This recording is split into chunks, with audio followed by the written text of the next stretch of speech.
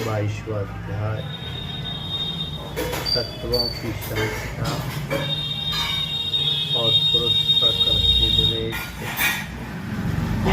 उद्धव जी ने कहा, प्रभु विश्वेश्वर, ऋषियों ने तत्वों की संख्या कितनी बतलाई? आपने तो अभी 19वें अध्याय में 9, 11, 5 और 3 अर्थात कुल 28 तत्व गिनाए हैं। ये तो हम सुन चुके हैं, किंतु कुछ लोग 26 तत्व बतलाते हैं, तो कुछ 25, कोई 7, कोई अथवा 6 स्वीकार करते हैं, कोई 4 बतलाते हैं तो कोई 11। इसी प्रकार किन्हीं किन्हीं ऋषि मुनियों के मत में उनकी संख्या 17 है, कोई 16 और कोई 13 बतलाते हैं। सनातन श्री कृष्ण ऋषि मुनि इतनी भिन्न संख्याएं किस अभिप्राय से बतलाते हैं? आप कृपा करके हमें बतलाइए।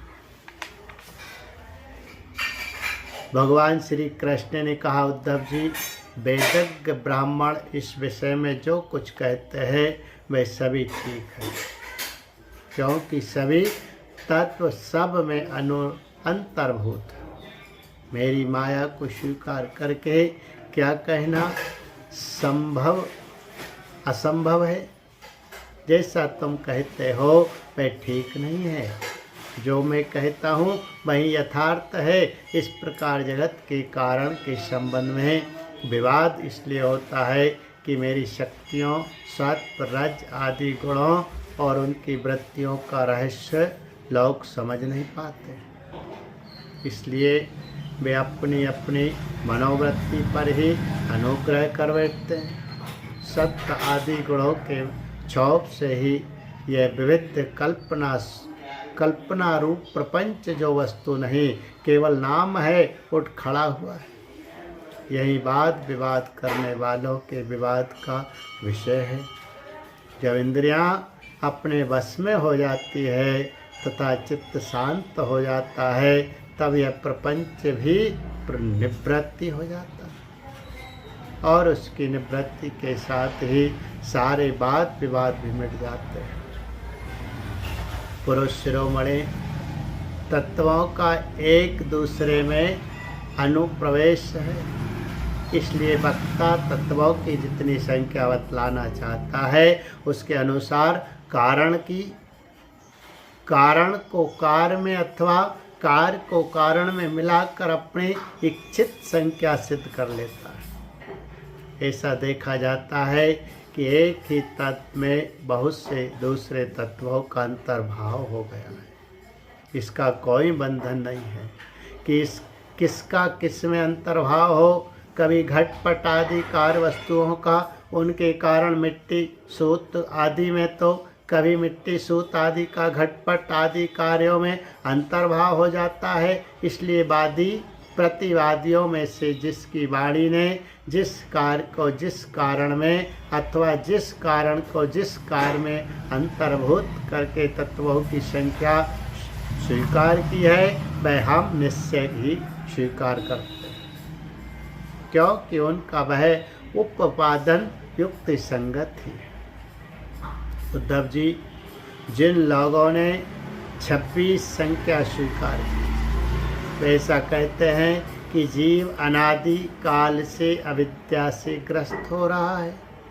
वह स्वयं अपने आप को नहीं जान सकता, उसे आत्मज्ञान कराने के लिए किसी अन्य सर्वज्ञ की आवश्यकता है। इसलिए प्रकृति के कार्य कारण रूप 24 तत्व, 25वां पुरुष और 26वां ईश्वर, इस प्रकार कुल 26 तत्व स्वीकार करने चाहिए। 25 तत्व मानने वाले कहते हैं कि इस शरीर में जीव और ईश्वर का अणु मात्र भी अंतर या भेद नहीं है, इसलिए उनमें भेद की कल्पना व्यर्थ है। रही ज्ञान की बात, सो तो सत्वात्मिका प्रकृति का गुण है। तीनों गुणों की साम्य अवस्था ही प्रकृति है, इसलिए सत्व रज आदि गुण आत्मा की नहीं, प्रकृति के। इन्हीं के द्वारा जगत की स्थिति, उत्पत्ति और प्रलय हुआ करते हैं। इसलिए ज्ञान आत्मा का गुण नहीं, प्रकृति का ही गुण सिद्ध होता है। इस प्रसंग में सत्व गुण ही ज्ञान है, रजोगुण ही कर्म है और तमोगुण ही अज्ञान कहा गया है। और गुणों में क्षोभ उत्पन्न करने वाला ईश्वर ही काल है। और सूत्र अर्थात महतत्व ही स्वभाव है। इसलिए 25 और 26 तत्वों की दोनों ही संख्या युक्ति संगत। उद्धव जी, यदि तीनों गुणों को प्रकृति से अलग मान लिया जाए, जैसा कि उनकी उत्पत्ति और प्रलय को देखते हुए मानना चाहिए, तो तत्वों की संख्या स्वयं ही 28 हो जाती है। उन तीनों के अतिरिक्त 25 यह है: पुरुष, प्रकृति, महतत्व, अहंकार, आकाश, वायु, तेज, जल और पृथ्वी। ये 9 तत्वों में पहले ही गिना चुका हूँ।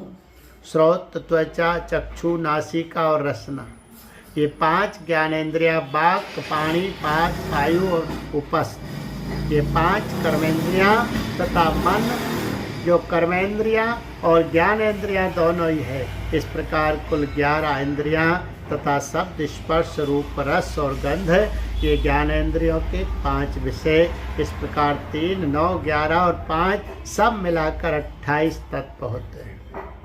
कर्मेंद्रियों के द्वारा होने वाले 5 कर्म, चलना, बोलना, मल त्यागना, पेशाब करना और काम करना, इनके द्वारा तत्वों की संख्या नहीं बढ़ती। इन्हें कर्मेंद्रिय स्वरूप ही मानना चाहिए। सृष्टि के आरंभ में कार्य 11 इंद्रिय और पंचभूत और कारण महतत्व आदि के रूप में प्रकृति ही रहती है। वहीं सत्वगुण, रजोगुण और तमोगुण की सहायता से जगत की स्थिति, उत्पत्ति और संहार संबंधी अवस्थाएं धारण करती है। अव्यक्त पुरुष तो प्रकृति और उसकी अवस्थाओं का केवल साक्षी मात्र बना रहता है। महतत्वादी कारण धातुएं विकार को प्राप्त होते हुए पुरुष के इक्षण से शक्ति प्राप्त करके परस्पर मिल जाते हैं और प्रकृति का आश्रय लेकर उसी के बल से ब्रह्मांड की सृष्टि करते हैं। उद्धव जी, जो लोग तत्वों की संख्या 7 स्वीकार करते हैं, उनके विचार से आकाश, वायु, तेज, जल और पृथ्वी, ये 5 भूत, छठा जीव और 7वां परमात्मा, जो साक्षी जीव और जगत और साक्ष्य जगत दोनों का अधिष्ठान है, यही तत्व है। देह, इंद्रिय और प्राणादि की उत्पत्ति तो पंचभूतों से ही हुई है, इसलिए वे इन्हें अलग नहीं गिनते। जो लोग केवल 6 तत्व स्वीकार करते हैं, वे कहते हैं कि 5 भूत है और छठा है परम पुरुष परमात्मा। वे परमात्मा अपने बनाए हुए पंचभूतों से युक्त होकर देह आदि की सृष्टि करता है और उनमें जीव स्वरूप से प्रवेश करता है। इस मत के अनुसार जीव का परमात्मा में और शरीर आदि का पंचभूतों में समावेश हो जाता है। जो लोग कारण के रूप में 4 ही तत्व स्वीकार करते हैं, वे कहते हैं कि आत्मा से तेज, जल और पृथ्वी की उत्पत्ति हुई है और जगत में जितने पदार्थ हैं सब इन्हीं के उत्पन्न होते, इन्हीं से उत्पन्न होते हैं। वे सभी कार्यों का इन्हीं में समावेश कर लेते हैं। जो लोग तत्वों की संख्या 17 बतलाते हैं, वे इस प्रकार गणना करते हैं: 5 भूत, 5 तन्मात्राएं, 5 इंद्र ज्ञानेंद्रियां, 1 मन और 1 आत्मा। जो लोग तत्वों की संख्या 16 बतलाते हैं, उनकी गणना भी इसी प्रकार है। अंतर केवल इतना ही है कि वे आत्मा में मन का भी समावेश कर लेते हैं और इस प्रकार इनकी तत्व संख्या 16 रह जाती है। जो लोग केवल तत्व मानते हैं, वे कहते हैं कि आकाश आदि 5 भूत, स्रोत आदि 5 ज्ञानेंद्रिया, 1 मन, 1 जीवात्मा और परमात्मा, ये 13 तत्व है। 11 संख्या मानने वालों ने 5 भूत, 5 ज्ञानेंद्रिया और इनके अतिरिक्त 1 आत्मा का अस्तित्व स्वीकार किया है। जो लोग 9 तत्व मानते हैं वे आकाश आदि 5 भूत और मन बुद्धि अहंकार ये 8 प्रकृतियां और नवा पुरुष इन्हीं को तत्व मानते हैं। उद्धव जी, इस प्रकार ऋषि मुनियों ने भिन्न भिन्न प्रकार से तत्वों की गणना की है। सबका कहना उचित ही है, क्योंकि सबकी संख्या युक्ति संगत युक्ति युक्त है। जो लोग तत्वज्ञानी है उन्हें किसी भी मत में बुराई नहीं दिखती, उनके लिए तो सब कुछ ठीक ही है। उद्धव जी ने कहा, श्याम सुंदर यद्यपि स्वरूपतः प्रकृति और पुरुष दोनों एक दूसरे से सर्वथा भिन्न है, तथापि वे आपस में इतने घुल मिल गए हैं कि साधारणता उनका भेद नहीं जान पड़ता। प्रकृति में पुरुष और पुरुष में प्रकृति अभिन्न से प्रतीत होते हैं, इनकी भिन्नता स्पष्ट कैसे हो?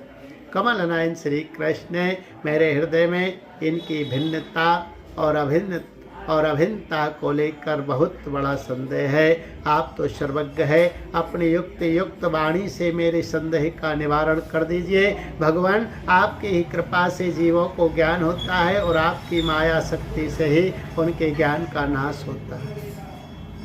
अपनी आत्मस्वरूपणी माया की विचित्र गति आप ही जानते हैं और कोई नहीं जानता है, तब आप ही मेरा संदेह मिटाने में समर्थ है। भगवान श्री कृष्ण ने कहा, उद्धव जी, प्रकृति और पुरुष, शरीर और आत्मा, इन दोनों में अत्यंत भेद है। इस प्राकृत जगत में जन्म मरण एवं बुद्धि हास आदि विकार लगे ही रहते हैं। इसका कारण यह है कि यह गुणों के क्षोभ से ही बना है। प्रिय मित्र, मेरी माया त्रिगुणात्मिका है, वहीं अपने तत्व रज आदि सत्व रज आदि गुणों से अनेकों प्रकार की भेद वृत्तियां पैदा कर देती है। यद्यपि इसका विस्तार असीम है, फिर भी इस विकारात्मक सृष्टि को 3 भागों में बांट सकते हैं। वे 3 भाग है, अध्यात्म, अधिदेव और अधिभूत। उदाहरणार्थ, नेत्रेंद्रिय अध्यात्म है, उसका विषय रूप अधिभूत है और नेत्र गोलक में रूप स्थित सूर्य देवता का अंश अधिदेव है। ये तीनों परस्पर एक दूसरे के आश्रय से सिद्ध होते हैं और इसलिए अध्यात्म, अधिदेव और अधिभूत ये तीनों ही परस्पर सापेक्ष है। परंतु आकाश में स्थित सूर्यमंडल इन तीनों की अपेक्षा से मुक्त है, क्योंकि वह स्वतः सिद्ध है। इसी प्रकार आत्मा भी उपर्युक्त तीनों भेदों का मूल कारण, उनका साक्षी और उनसे परे है। वहीं अपने स्वयं सिद्ध प्रकाश से समस्त सिद्ध पदार्थों की मूल सिद्धि है। इसी के द्वारा सबका प्रकाश होता है। जिस प्रकार चक्षु के 3 भेद बताए गए हैं, उसी प्रकार त्वचा, श्रोत, जिह्वा, नासिका और चित्त आदि के भी 3 भेद है। प्रकृति से महत्त्व बनता है और महत्त्व से अहंकार। इस प्रकार यह अहंकार गुणों के क्षोभ से उत्पन्न हुआ प्रकृति का ही एक विकार है। अहंकार के 3 भेद है, सात्विक, तामस और राजस। यह अहंकार ही अज्ञान और सृष्टि की विविधता का मूल कारण है। आत्मा ज्ञान स्वरूप है, उसका इन पदार्थों से ना तो कोई संबंध है और ना उसमें कोई विवाद की ही बात। अस्ति नास्ति है नहीं, सत सगुण निर्गुण भाव अभाव सत्य मिथ्या आदि रूप से जितने भी वाद विवाद है, सबका मूल कारण भेद दृष्टि ही। इसमें संदेह नहीं कि इस विवाद का कोई प्रयोजन नहीं है, यह सर्वथा व्यर्थ है। तथापि जो लोग मुझसे अपने वास्तविक स्वरूप से विमुख है, वे इस विवाद से मुक्त नहीं हो सकते। उद्धव जी ने पूछा, भगवान, आपसे विमुख जीव अपने किए हुए पुण्य पापों के फल स्वरूप ऊंची नीची योनियों में जाते आते रहते हैं। अब प्रश्न यह है कि व्यापक आत्मा का एक शरीर से दूसरे शरीर में जाना, अकर्ता का कर्म करना और नित्य वस्तु का जन्म मरण कैसे संभव है? गोविंद, जो लोग आत्मज्ञान से रहित है वे तो इस विषय को ठीक ठीक सोच भी नहीं सकते और इस विषय के विद्वान संसार में प्रायः मिलते नहीं, क्योंकि सभी लोग आपकी माया की भूल भुलैया में पड़े हुए हैं। इसलिए आप ही कृपा करके मुझे इसका रहस्य बतलाइए। भगवान श्री कृष्ण ने कहा, प्रिय उद्धव, मनुष्यों का मन कर्म संस्कारों का पुंज है। उन संस्कारों के अनुसार भोग प्राप्त करने के लिए उसके साथ 5 इंद्रियां भी लगी। इसी का नाम है लिंग शरीर। वहीं कर्मों के अनुसार एक दूसरे से दूसरे शरीर में, एक लोक से दूसरे लोक में आता जाता रहता है। आत्मा इस लिंग शरीर से सर्वथा पृथक है, उसका आना जाना नहीं होता, परंतु जब वह अपने को लिंग शरीर ही समझ बैठता है, उसी में अहंकार कर लेता है, तब उसे भी अपना आना जाना प्रतीत होने लगता है। मन कर्मों के अधीन है, वह देखे हुए या सुने हुए विषयों का चिंतन करने लगता है और क्षण भर में ही उनमें तदाकार हो जाता है तथा उन्हीं पूर्व चिंतित विषयों में लीन हो जाता है। धीरे धीरे उसकी स्मृति पूर्वापर का अनुसंधान भी नष्ट हो जाता है। उन देवादि शरीरों में इसका इतना अभिनिवेश, इतनी तल्लीनता हो जाती है कि जीव को अपने पूर्व शरीर का स्मरण भी नहीं रहता। किसी भी कारण से शरीर को सर्वथा भूल जाना ही मृत्यु। उदार उद्धव, जब यह जीव किसी भी शरीर को अभेद भाव से मैं के रूप में स्वीकार कर लेता है, तब उसे ही जन्म कहते हैं। ठीक वैसे ही जैसे स्वप्नकालीन और मनोरथकालीन शरीर में अभिमान करना ही स्वप्न और मनोरथ कहा जाता है।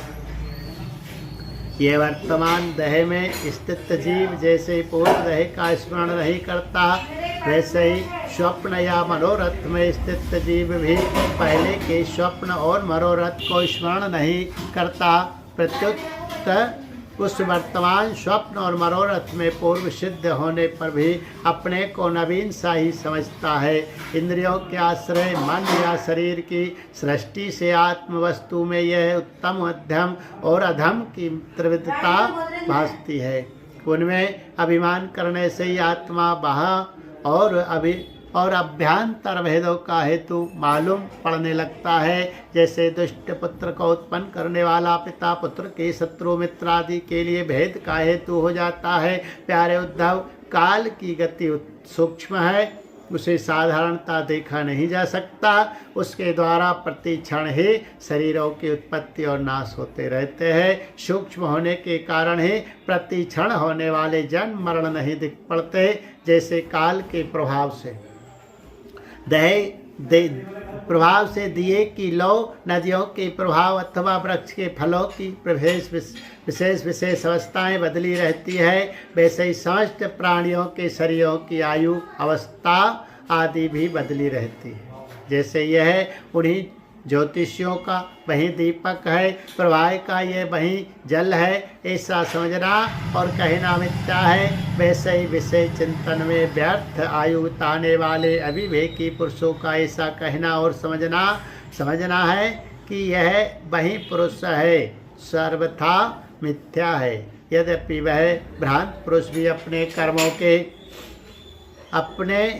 कर्मों के बीज द्वारा न पैदा होता है और ना तो मरता ही है, वह भी अजन्मा और अमर ही है। फिर भी भ्रांति से वह उत्पन्न होता है और मरता सा भी है। जैसे कि काष्ठ से युक्त अग्नि पैदा होता और नष्ट होता दिखाई पड़ता है। उद्धव जी, गर्भाधान, गर्भवृद्धि, जन्म, बाल्यावस्था, कुमारावस्था, जवानी, अधेड़ अवस्था, बुढ़ापा और मृत्यु, ये 9 अवस्थाएं शरीर की ही है। ये शरीर जीव से भिन्न है और ये ऊंची नीची अवस्थाएं उसके मनोरथ के अनुसार ही है, परंतु वह अज्ञान बस गुणों की संग से उन्हें अपनी मानकर भटकने लगता है और कभी कभी विवेक हो जाने पर इन्हें छोड़ भी देता है। पिता को पुत्र के जन्म से और पुत्र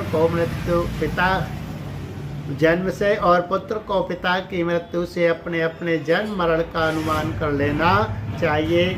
जन्म मृत्यु से युक्त देहों का दृष्टा जन्म और मृत्यु से युक्त शरीर नहीं है।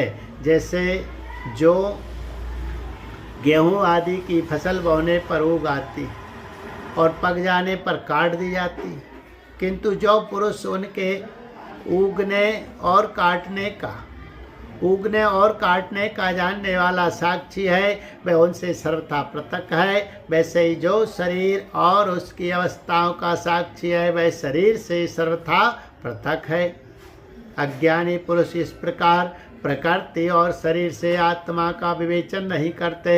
वे उसे उनसे तत्वतः अलग अनुभव नहीं करते और विषय भोग में सच्चा सुख मानने लगते हैं तथा उसी में मोहित हो जाते हैं। इसी से उन्हें जन्म मृत्यु रूप संसार में भटकना पड़ता है। जब अविवेकी जीव अपने कर्मों के अनुसार जन्म मृत्यु के चक्र में भटकने लगता है, तब सात्विक कर्मों की आसक्ति से वह ऋषि लोक और देवलोक में, राजसिक कर्मों की आसक्ति से मनुष्य और असुर योनियों में तथा तामसिक कर्मों की आसक्ति से भूत प्रेत एवं पशु पक्षी आदि योनियों में जाता है। जब मनुष्य किसी को नाचते गाते देखता है, तब वह स्वयं भी उसका अनुकरण करने तान तोड़ने लगता है। वैसे ही जब जीव बुद्धि के गुणों को देखता है, तब स्वयं निष्क्रिय होने पर भी उसका अनुकरण करने के लिए बाध्य हो जाता है। जैसे नदी तालाब आदि के जल के हिलने या चंचल होने पर उसमें प्रतिबिंबित तट के वृक्ष भी उसके साथ हिलते डोलते से जान पड़ते हैं। जैसे घुमाए जाने वाले नेत्र के साथ साथ पृथ्वी भी घूमती हुई सी दिखाई देती है। जैसे मन के द्वारा सोचे गए तथा स्वप्न में देखे गए बहु पदार्थ सर्वथा अलीक ही होते हैं, वैसे ही दशार्थ आत्मा का विषयानुभव रूप संसार भी सर्वथा असत्य है। आत्मा तो नित्य शुद्ध बुद्ध मुक्त स्वभाव ही है। विषयों के सत्य न होने पर भी जो जीव विषयों का ही चिंतन करता रहता है, उसका यह जन्म मृत्यु रूप संसार चक्र कभी निवृत्त नहीं होता। जैसे स्वप्न में प्राप्त अनर्थ परंपरा जागे बिना निवृत्त नहीं होते। प्रिय उद्धव, इसलिए इन दुष्ट कभी तृप्त न होने वाली इंद्रियों से विषयों को मत भोगो। आत्मविषयक ज्ञान से प्रतीत होने वाला सांसारिक भेदभाव ब्रह्म मूलक ही है, ऐसा समझो। असाधु पुरुष गर्दन पकड़कर बाहर निकाल दे, वाणी द्वारा अपमान करे, उपहास करे, निंदा करे, मारे पीटे, बांधे, आजीविका छीन ले, ऊपर थूक दे, मूत दे अथवा तरह तरह से विचलित करे, निष्ठा से डिगाने की चेष्टा करे, उनके किसी भी उपद्रव से क्षुब्ध ना होना चाहिए, क्योंकि वे तो बेचारे अज्ञानी हैं, उन्हें परमार्थ का तो पता ही नहीं है। अतः जो अपने कल्याण का इच्छुक है, उसे सभी कठिनाइयों से अपने विवेक बुद्धि द्वारा ही, किसी बाह्य साधन से नहीं, अपने को बचा लेना चाहिए। वस्तुतः आत्मदृष्टि ही समस्त विपत्तियों से बचने का एकमात्र साधन है। उद्धव जी ने कहा, भगवान आप समस्त वक्ताओं के शिरोमणि हैं। मैं इस दुर्जनों से किए गए तिरस्कार को अपने मन में अत्यंत असहाय समझता हूँ। अतः जैसे मैं इसको समझ सकूँ, आपका उपदेश जीवन में धारण कर सकूं, वैसे हमें बतलाइए। विश्वात्मन, जो आपके भगवत धर्म के आचरण में प्रेम पूर्वक संलग्न है, जिन्होंने आपके चरण कमलों का ही आश्रय ले लिया है, उन शांत पुरुषों के अतिरिक्त बड़े बड़े विद्वानों के लिए भी दुष्टों के द्वारा किया हुआ तिरस्कार सह लेना अत्यंत कठिन है, क्योंकि प्रकृति अत्यंत बलवती है। बोलिए गोविंद गोपाल कृष्ण भगवान।